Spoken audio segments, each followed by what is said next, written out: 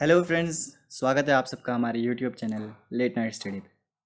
उम्मीद है कि आप सब घर पे होंगे और सुरक्षित होंगे। आज हम एक बहुत ही इंपॉर्टेंट चैप्टर शुरू करने जा रहे हैं जो कि 11th क्लास की बायोलॉजी की बुक का 17th चैप्टर है।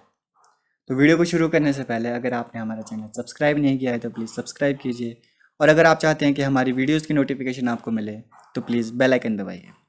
तो चलिए शुरू करते हैं। चैप्टर का नाम है breathing and exchange of gases. Breathing मतलब सिंपल बोले तो सांस लेना, और एक्सचेंज ऑफ गैसेस मतलब कि गैसेस की अदला बदली कैसे होती है। तो इस चैप्टर में कुछ हेडलाइंस है, मतलब हमें क्या क्या पढ़ना है चैप्टर में, उन्हें देखते हैं। तो इस पहले पॉइंट को छोड़कर ये हम सारे पॉइंट्स ह्यूमन बॉडी के रिगार्डिंग पढ़ेंगे, ठीक है। तो पहला पॉइंट इंट्रोडक्शन है। रेस्पिरेटरी ऑर्गन्स मतलब अलग अलग जानवर, अलग अलग प्राणी अलग अलग तरह के अंगों को यूज़ करते हैं रेस्पिरेशन के लिए। उसके बाद मैकेनिज्म ऑफ ब्रीदिंग, सांस लेने का पूरा mechanism. Exchange of gases, gases की अदला बदली कैसे होती है। ट्रांसपोर्ट ऑफ गैसेस, गैसेस एक जगह से दूसरी जगह पर कैसे पहुंचती है। रेगुलेशन ऑफ रेस्पिरेशन, कभी हम धीरे से सांस लेते हैं, कभी हम बहुत तेज़ सांस लेते हैं, कभी हम नॉर्मली सांस लेते हैं। तो इस सब को कौन रेगुलेट करता है और कैसे रेगुलेट करता है। और आखिर में डिसऑर्डर्स ऑफ रेस्पिरेशन, मतलब रेस्पिरेटरी सिस्टम से रिलेटेड कुछ बीमारियाँ। तो ये जो पहला पैराग्राफ है इसका कंक्लूजन क्या है। कंक्लूजन ये है कि रेस्पिरेशन एक कैटाबॉलिक रिएक्शन है। आपने पढ़ा ही होगा कि दो टाइप के मेटाबॉलिक प्रोसेस होते हैं, एक कैटाबॉलिक प्रोसेस होता है, एक एनाबॉलिक प्रोसेस होता है। तो कैटाबॉलिक में कुछ चीज़ टूटती है, एनाबॉलिक में कुछ चीज़ बनती है। इसका एग्जाम्पल रेस्पिरेशन है जो कि हम पढ़ रहे हैं, और इसका एग्जाम्पल है फोटोसिंथेसिस जो कि प्लांट्स में होता है, ठीक है। तो रेस्पिरेशन में कुछ चीज़ टूट रही है, वो चीज़ क्या टूट रही है, वो है ग्लूकोज। तो ग्लूकोज का आपको केमिकल फॉर्मूला पता ही होगा। ये ऑक्सीजन की प्रेजेंस में किस में टूटता है, कार्बन डाइऑक्साइड में, H2O में, और एनर्जी में। एनर्जी किस फॉर्म में होती है, ATP की फॉर्म में, और ये वेरियस एक्टिविटीज परफॉर्म करने में काम आती है। तो यहाँ पर ग्लूकोज टूट रहा है CO2 और H2O में, तभी इसको कैटाबॉलिक रिएक्शन बोलते हैं या प्रोसेस बोलते हैं, ठीक है। और इसी का उल्टा होता है फोटोसिंथेसिस। उसमें कुछ चीज़ बन रही है, वो चीज़ क्या बन रही है। तो प्लांट्स एटमॉस्फेयर में जो हमने छोड़ी है CO2 और रूट्स की मदद से पानी लेते हैं, और सनलाइट की प्रेजेंस में क्या बनाते हैं, C6H12O6। पर ये ग्लूकोज नहीं है, ये है हमारा स्टार्च। केमिकल फॉर्मूला भले ही सेम है पर इनका केमिकल स्ट्रक्चर अलग होता है, ठीक है। तो जो एनर्जी मिली उससे हम वेरियस एक्टिविटीज़ परफॉर्म करेंगे। तो ये एक साइकिल होता है। प्लांट्स कार्बन डाइऑक्साइड यूज़ करते हैं, ऑक्सीजन छोड़ते हैं, फिर वो ऑक्सीजन हम यूज़ करते हैं और कार्बन डाइऑक्साइड रिलीज़ करते हैं, ठीक है। फिर इसी के एक्सचेंज को, जो हमने ऑक्सीजन ली और कार्बन डाइऑक्साइड छोड़ी, इसी के एक्सचेंज को बोलते हैं हम breathing, commonly known as respiration, ठीक है। इसी को हम सांस लेना बोलते हैं। फिर हम बढ़ते हैं आगे। आगे है रेस्पिरेटरी ऑर्गन्स। तो इस पैराग्राफ से आपको डायरेक्टली नीट में क्वेश्चन पूछे जा सकते हैं कि अलग अलग प्राणी, अलग अलग जानवर अलग अलग तरह के अंगों को यूज़ करते हैं रेस्पिरेशन के लिए। तो वो डिपेंड किस पे करता है, mainly depend on their habitats and level of organization. Habitat मतलब कि वो रहते कहाँ हैं, और लेवल ऑफ ऑर्गेनाइजेशन मतलब कि वो यूनिसेलुलर है या मल्टीसेलुलर है। मल्टीसेलुलर में भी जैसे सबसे पहले छोटे, सबसे मतलब सिंगुलर होते हैं, सेल्स होते हैं, उनके अंदर भी ऑर्गेनेलीज होती है, फिर सेल्स के बाद टिश्यूज़ होते हैं, फिर टिश्यू के बाद ऑर्गन होते हैं, ऑर्गन के बाद ऑर्गन सिस्टम होता है। तो इस सब को लेवल ऑफ ऑर्गेनाइजेशन बोलते हैं। तो आगे बताया कि लोअर इनवर्टिब्रेट्स, इनवर्टिब्रेट्स मतलब कि जिनमें वर्टिब्रा नहीं होती है, लाइक स्पॉन्जीज, सिलेंट्रेट्स, प्लेटफॉर्म्स, ये आपने शुरू के चैप्टर्स में पढ़ा होगा। Exchange O2 with CO2 bye simple diffusion, ये आपको डायरेक्टली नीट में पूछा जा सकता है कि lower invertebrates exchange O2 with CO2 by dash dash dash. फिर ऑप्शन दिए होंगे सिंपल डिफ्यूजन, फैसिलिटेटेड डिफ्यूजन, या फिर कुछ और दिया होगा, तो उसमें आंसर होगा सिंपल डिफ्यूजन। उसके बाद अर्थवर्म्स किसकी मदद से करते हैं, मॉइस्ट क्यूटिकल, जो उनकी आउटर लेयर होती है, उनका आउटर सरफेस होता है, उसकी मदद से। इंसेक्ट्स के पास क्या होता है, उनके पास एक नेटवर्क ऑफ ट्यूब होता है, मतलब कि मान लो कि एक छोटी छोटी पाइप्स का एक नेटवर्क है, वो आपस में जुड़ी हुई पाइप्स हैं, उनको क्या बोलते हैं? Tracheal tubes. ये भी आपको पूछा जा सकता है, इतने चांसेस नहीं हैं तब भी पूछा जा सकता है। उसके बाद एक्वाटिक आर्थ्रोपोड्स और मोलस्क। एक्वाटिक आर्थ्रोपोड्स मतलब कि जो पानी में रहने वाले आर्थ्रोपोड्स। आर्थ्रोपोड्स मतलब कि आर्थ्रो जॉइंटेड, और पोड्स मतलब कि लेग्स, तो जॉइंटेड लेग्स। ठीक है। एक्वाटिक आर्थ्रोपोड्स और मोलस्क। मोलस्क का एग्जांपल जैसे कि ऑक्टोपस हो गया। एक्वाटिक आर्थ्रोपोड्स में जैसे क्रैब हो गए, लॉबस्टर हो गए। तो उनमें क्या होता है? उनमें होता है स्पेशलाइज वेस्कुलराइज स्ट्रक्चर। वेस्कुलराइज मतलब कि जिनकी रिच ब्लड सप्लाई होती है, उसको क्या बोलते हैं? गिल्स। ठीक है। और जो फिर ज़मीन में रहते हैं उनमें क्या है? टेरेस्ट्रियल फॉर्म्स, उनमें क्या है? उनमें भी वेस्कुलराइज बैग है, वो है लंग्स। वेस्कुलराइज मतलब कि जिनकी रिच ब्लड सप्लाई है। फिर अभी तक हमने पढ़ा इनवर्टिब्रेट्स के बारे में। तो वर्टिब्रेट्स में कौन कौन आते हैं आपको पता ही होगा। जैसे फिशेस होती है, रेप्टाइल्स, बर्ड्स, मैमल्स। तो फिशेस किसका यूज़ करते हैं? फिशेस में होते हैं गिल्स। बाकी रेप्टाइल्स, बर्ड्स, मैमल्स में लंग्स होता है रेस्पिरेशन के लिए।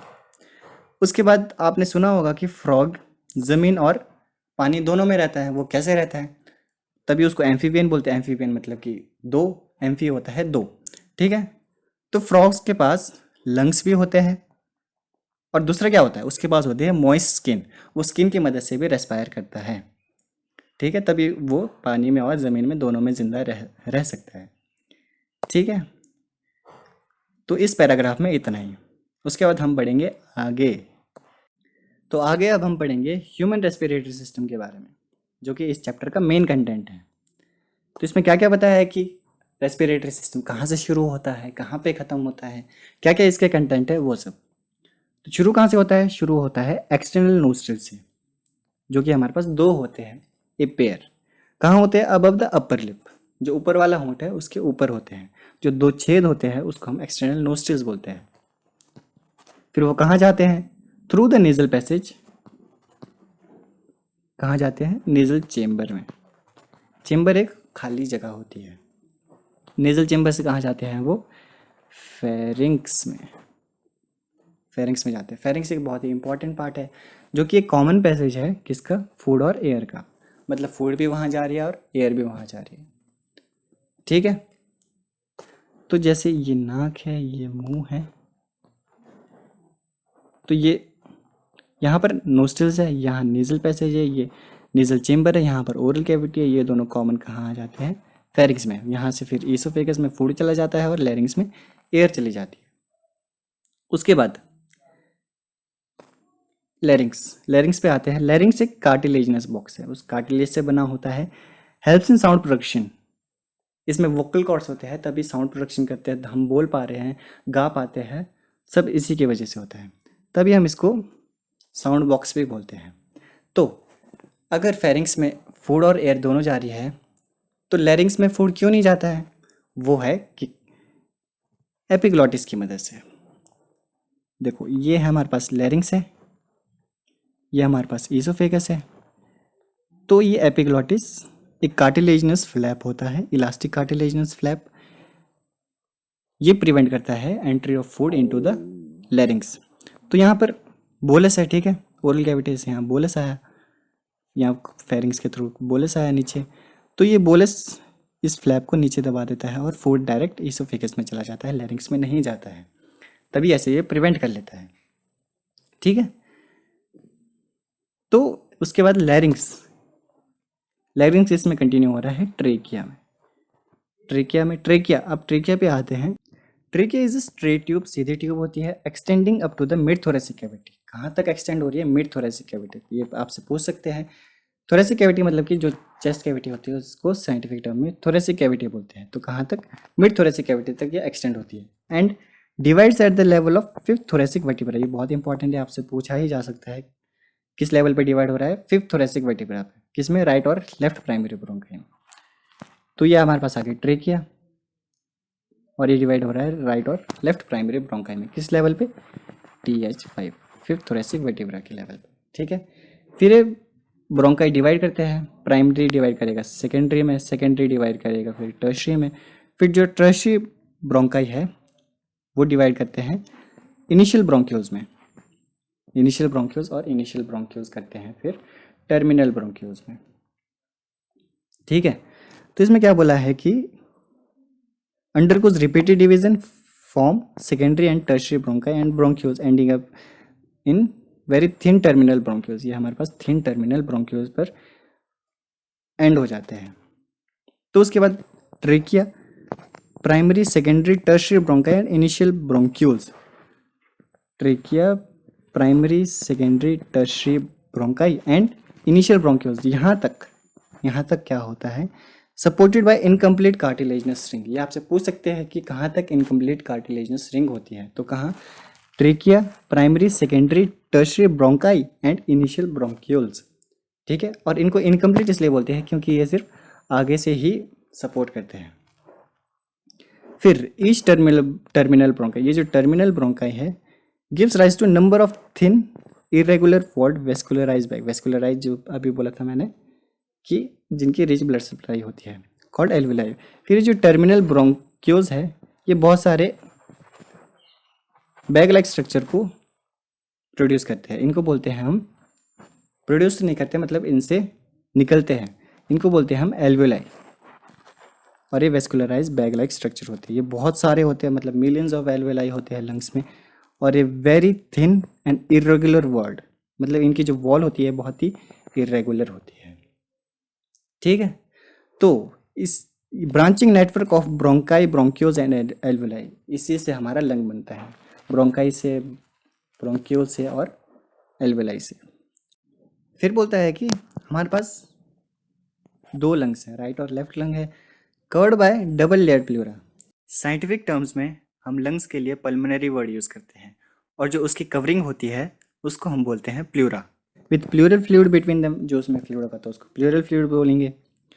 तो it reduces friction on the lung surface. तो यहाँ पर जैसे कि आप देख सकते हैं, ये आउटर प्लूरल मेम्ब्रेन है और ये इनर प्लूरल मेम्ब्रेन है, और ये इनके बीच में जो येलो कलर का है ये है प्लूरल फ्लूइड। ये क्या करता है, प्लूरल फ्लूइड क्या करता है, फ्रिक्शन को कम करता है। अगर ये फ्लूइड कम होगा तो जब हम सांस लेंगे तो हमें दर्द होगी। ठीक है, it reduces friction on the lung surface. The outer pleural membrane is in close contact with the thoracic cavity, thoracic cavity. तो ये जो आउटर लेयर है, ये आउटर लेयर ये थोरेसिक कैविटी के साथ होती है, और जो ये इनर वाली लेयर होती है ये लंग्स के साथ होती है। ठीक है, whereas the inner pleural membrane is in close contact with the lung surface.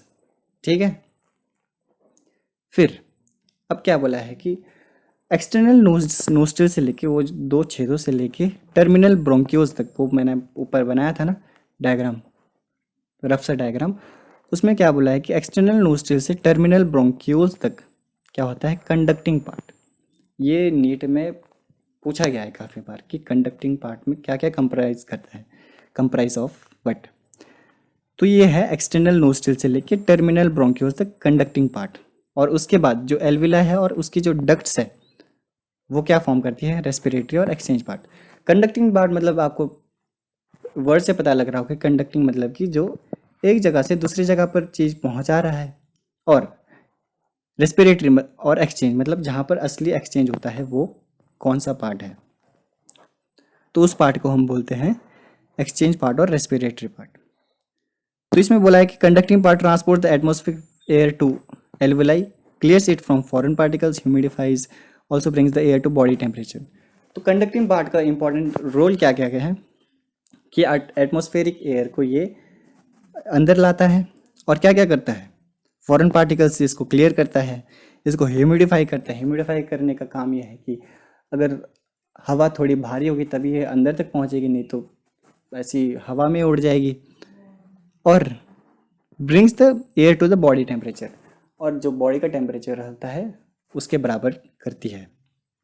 जो कंडक्टिंग पार्ट होता है उसका ये काम होता है। और एक्सचेंज पार्ट क्या होता है, यहाँ पर होता है डिफ्यूज़न, किसका, ऑक्सीजन और कार्बन डाइऑक्साइड का, किसके बीच में, ब्लड और एटमॉस्फेरिक एयर के बीच में। ठीक है, तो क्या है, दो पार्ट है, कंडक्टिंग पार्ट है और रेस्पिरेटरी पार्ट है। कंडक्टिंग पार्ट एटमॉस्फेयर से एयर को ला रहा है अंदर तक, और रेस्पिरेटरी पार्ट क्या कर रहा है, एक्सचेंज कर रहा है डिफ्यूजिंग की मदद से O2 और CO2 में। ठीक है, अब आगे क्या बोलता है कि lungs are situated in the thoracic chamber. वही मैंने बोला था कि थोरेसिक किसके लिए यूज करते हैं, चेस्ट के लिए, which is anatomically in air tight chamber, मतलब एयर ना अंदर आ सकती है ना बाहर जा सकती है। The thoracic chamber is dorsally found by the vertebral column. Dorsally मतलब कि जो पेट वाला पोर्शन है उसको हम डॉर्सल बोलते हैं, और जो चेस्ट वाला पोर्शन है हम उसको वेंट्रल बोलते हैं। तो डॉर्सली बाय वर्टिब्रल कॉलम, तो हमारे को पीछे जो रीढ़ की हड्डी होती है वो होती है। वेंट्रली बाय स्टर्नम, जो आगे छाती में जो आगे सीधी हड्डी होती है उसको स्टर्नम बोलते हैं। और जो लेटरली रिब्स, हमारे पास 12 पेयर रिब्स होते हैं ऑन द लोअर साइड, और जो लोअर साइड पे होता है वो डोम शेप्ड हमारे पास डायफ्राम होता है।